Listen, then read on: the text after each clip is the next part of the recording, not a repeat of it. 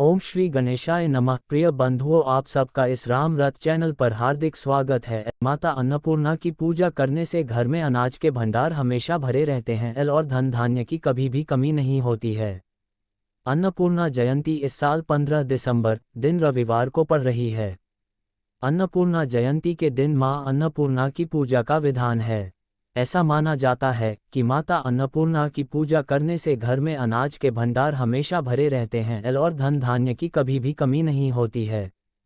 अन्नपूर्णा जयंती के दिन माता पार्वती की आराधना के साथ ही उनकी व्रत कथा सुनना या पढ़ना भी बहुत लाभकारी माना जाता है।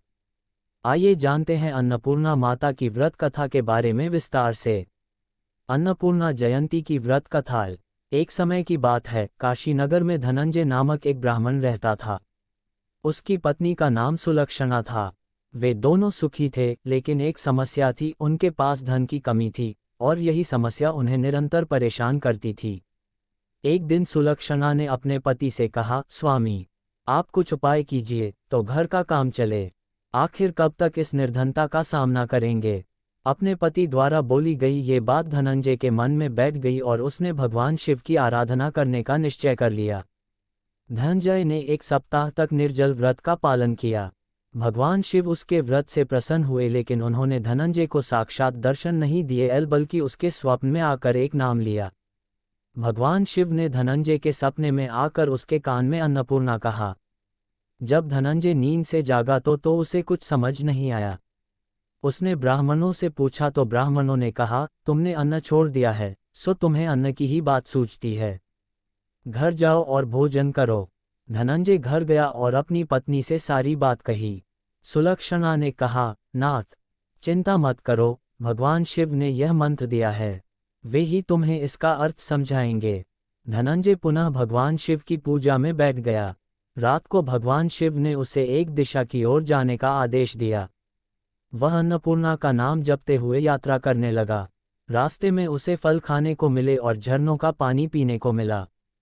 कई दिनों तक चलता गया। जब वह एक सुंदर वन में पहुंचा, वहां एक सरोवर के किनारे कई अप्सराएं बैठी थीं और वे अन्नपूर्णा के व्रत के बारे में बातें कर रही थीं। धनंजय ने उनसे पूछा, यह क्या व्रत है, इसे किस प्रकार किया जाता है।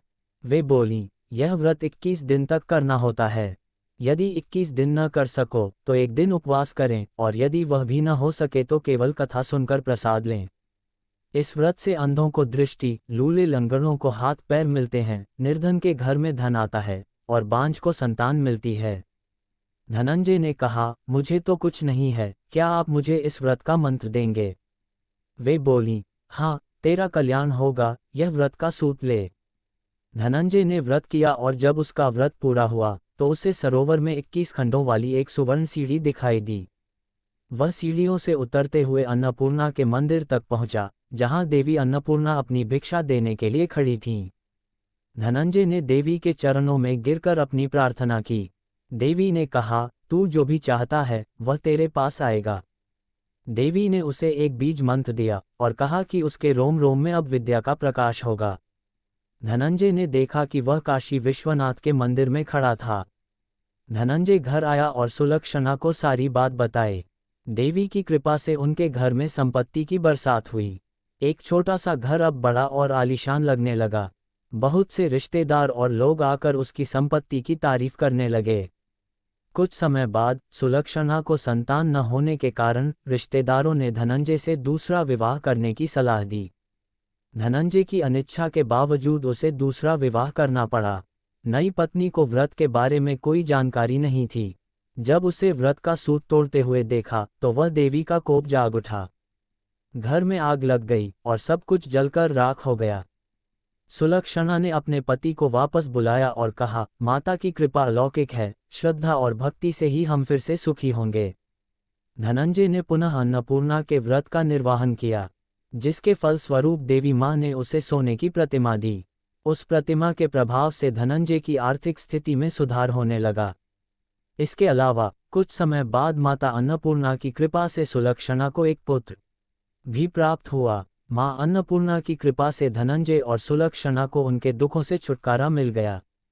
धनंजय ने अपने परिवार के साथ अन्नपूर्णा के मंदिर में पूजा की और मंदिर को दान दिया।